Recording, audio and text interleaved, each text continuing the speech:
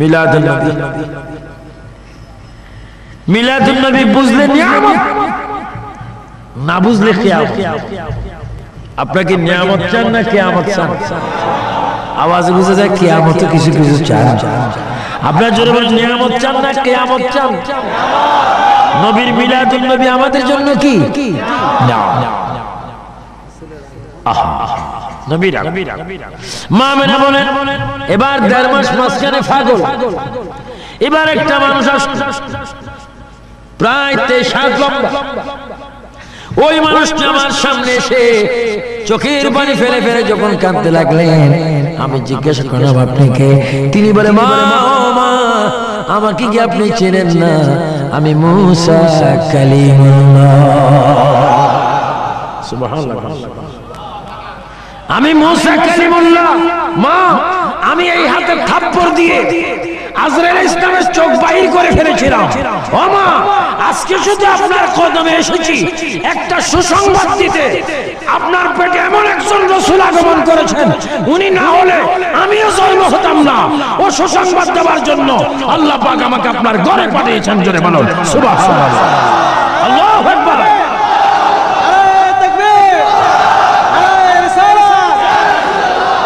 আল্লাহু আকবার, আল্লাহ।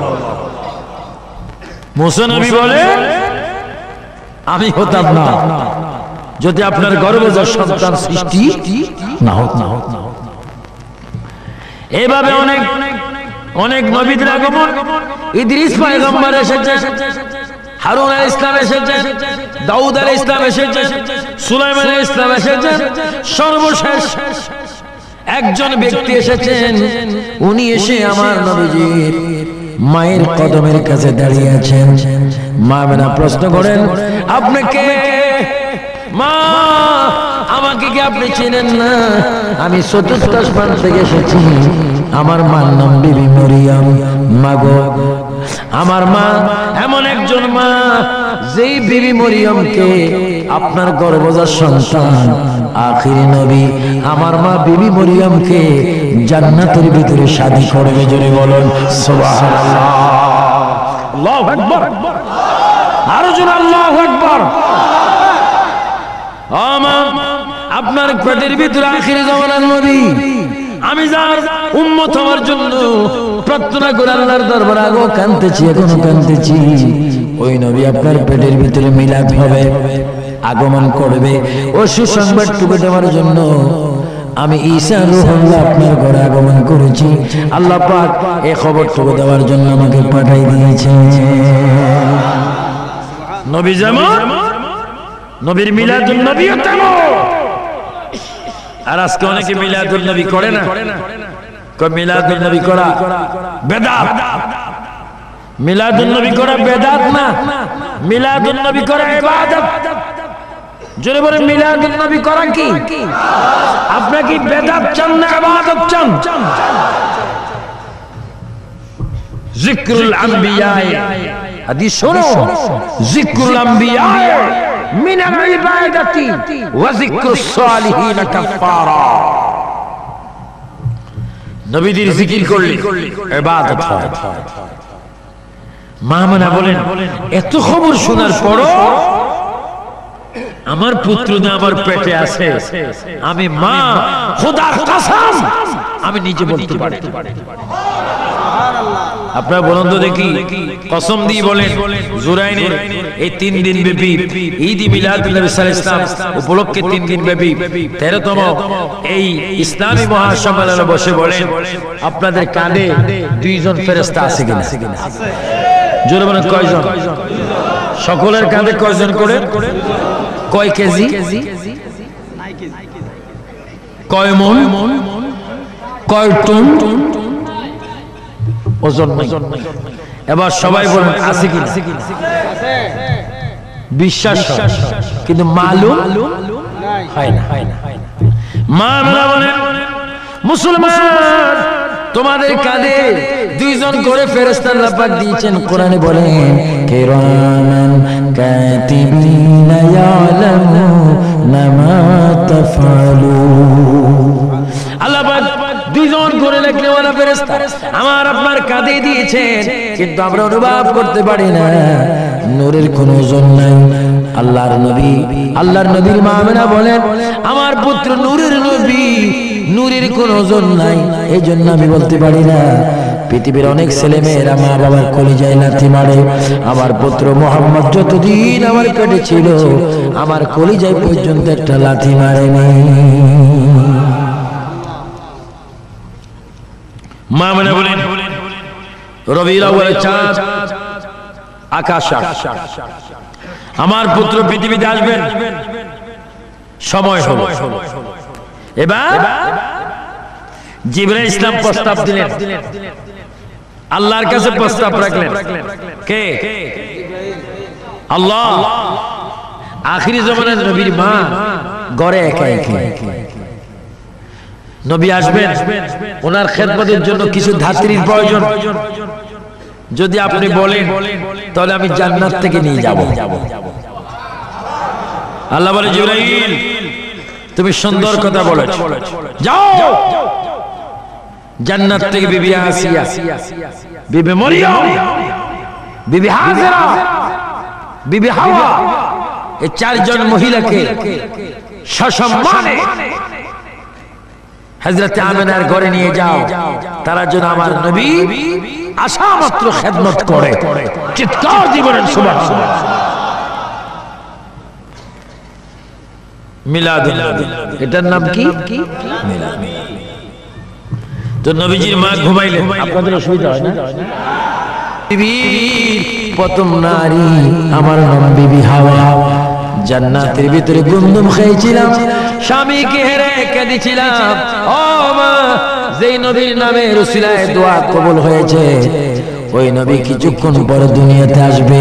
মাগো, ওই নবীর খেদমত করার জন্য আল্লাহ পাক আমি বিবি হাওয়াকে আপনার খেদমতে পাঠাই দিয়েছে। আপনি কে? আমি বিবি মরিয়ম। আপনার পরিচয় কি? আমি ঈসা নবীর মা, আমি মরিয়ম, আপনার খেদমতের জন্য এসেছি। আপনি কে? আমি বিবি হাজেরা। আপনার পরিচয় কি? ইব্রাহিম ও খলিলুল্লাহর বিবি, ইসমাইল ও জবিউল্লাহর মা। আমি আপনার খেদমতে এসেছি। চতুর্থ নম্বরে মহিলাটা বেশি বেশি কাঁদতেছে। আপনার নাম কি? কাঁদছেন কেন? মা, আমি এই জন্য কাঁদছি, আমার নসিব ভালো গো মা।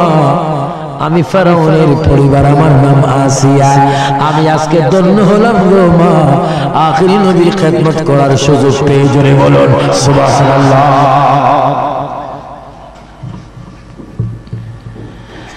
আমার ভাইরা, শুধু একটি মহিলার কথা আমি আপনাদের সামনে তুলে ধরবো,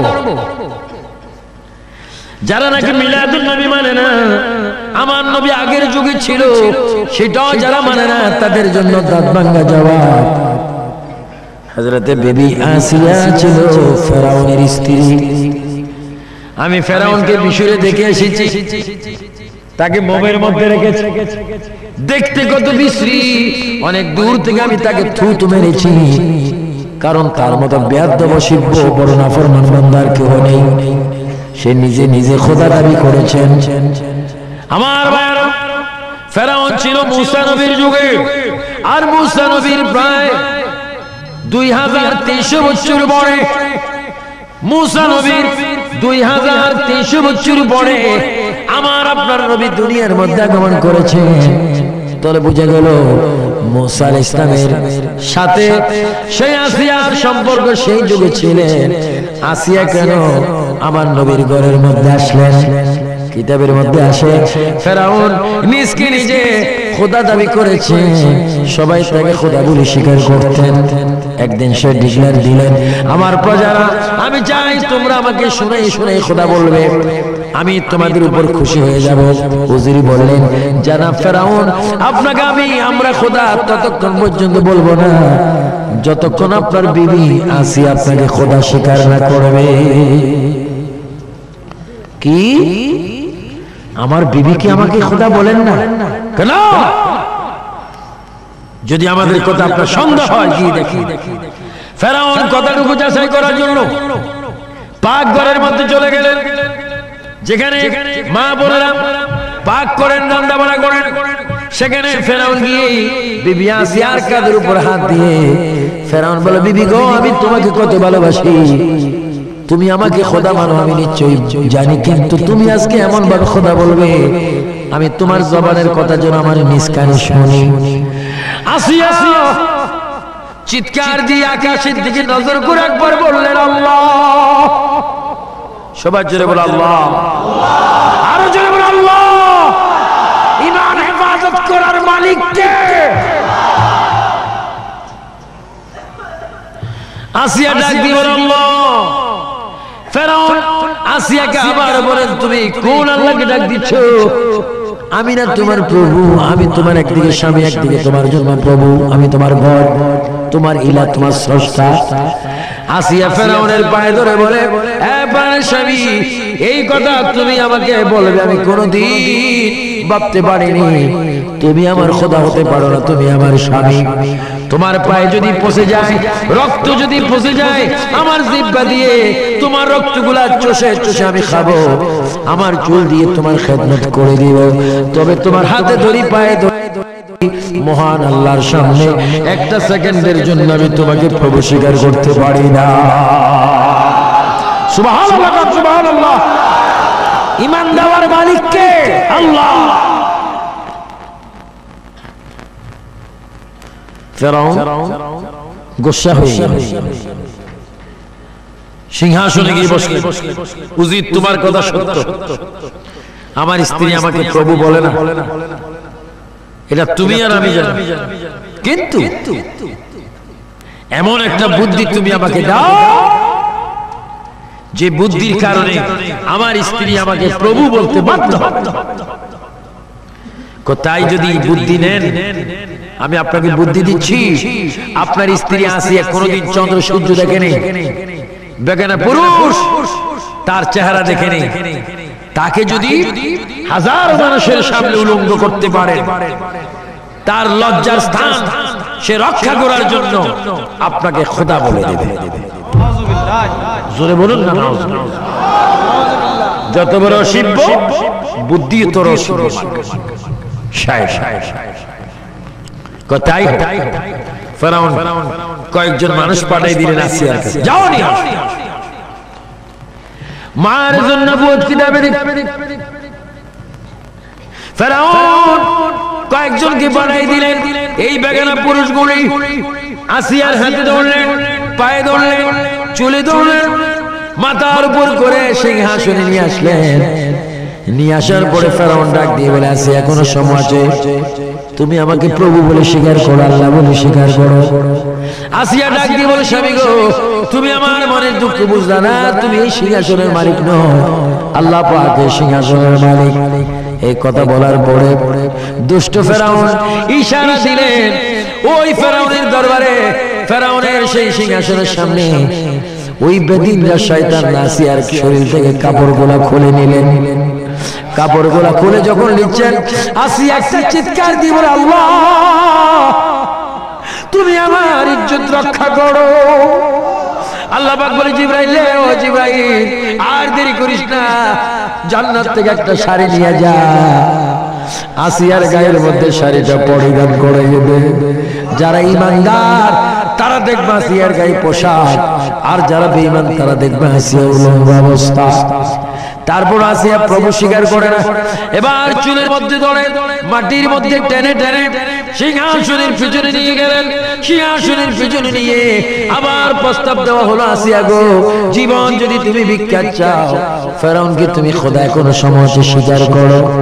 আসিয়া বলে, আমার জীবন যাবে, আমি আল্লাহর সামনে আমার স্বামীকে আমি কখনো প্রভু বলতে পারি না। এবার দুষ্টরা আসিয়াকে উলঙ্গ করে, দুই হাত দুই দিকে টান দিয়ে বড় একটি গাছের সাথে দুই হাতের তালুর মধ্যে দুইটা বড় বড় জলি যখন ফেরাক মারিয়া দিলেন, দুই পায়ের তালুর মধ্যে যখন দুইটা ফেরাক মেরে দিলেন, এবার হাত পাও টানা দিয়ে গাছের মধ্যে লটকি যখন রেখেছেন, কলিজা বরাবর একটা তীর যখন মারার জন্য এসেছে, আসিয়া আকাশের দিকে চিৎকার দিয়ে বলে, আল্লাহ, আখিরি জামানার নবীর উসিলা আমার ইজ্জত রক্ষা করো। এই কথা যখন আসিয়া ডাক দিয়ে যখন বললেন, আসিয়া বলে আমি দেখতে পেলাম, হঠাৎ করে দেখি নূরের একজন মানুষ আমার শরীরের মধ্যে হাত বুলাই দিচ্ছে। আর আমি দেখতেছি এই মানুষটা আমাকে বলে, আসিয়া এখনো আমি দুনিয়ার মধ্যে আসি নাই, আমি আখিরি পয়গম্বর মুহাম্মদুর রাসূলুল্লাহ সাল্লাল্লাহু আলাইহি ওয়াসাল্লাম, তোমার যন্ত্রণা সহ্য করতে পারি না, এজন্য তোমাকে আমি মুছে দিয়ে গেলাম। আমার মা আমার পেট থেকে যেই দিন আমি দুনিয়াতে যাব, ওই মায়ের ঘরে তোমার আমার সাক্ষাৎ হবে। জোরে বলো সুবহানাল্লাহ, আল্লাহু আকবার। আমার ভাইরা, তাহলে বুঝে গেল সর্বযুগে সর্বকালে সর্বসময়ে সৃষ্টির প্রথম থেকে আজকের দিন পর্যন্ত, আজকের দিন থেকে কিয়ামত পর্যন্ত আর সময় আল্লাহর নবী উম্মতের খবর রাখেন। সুবহানাল্লাহ।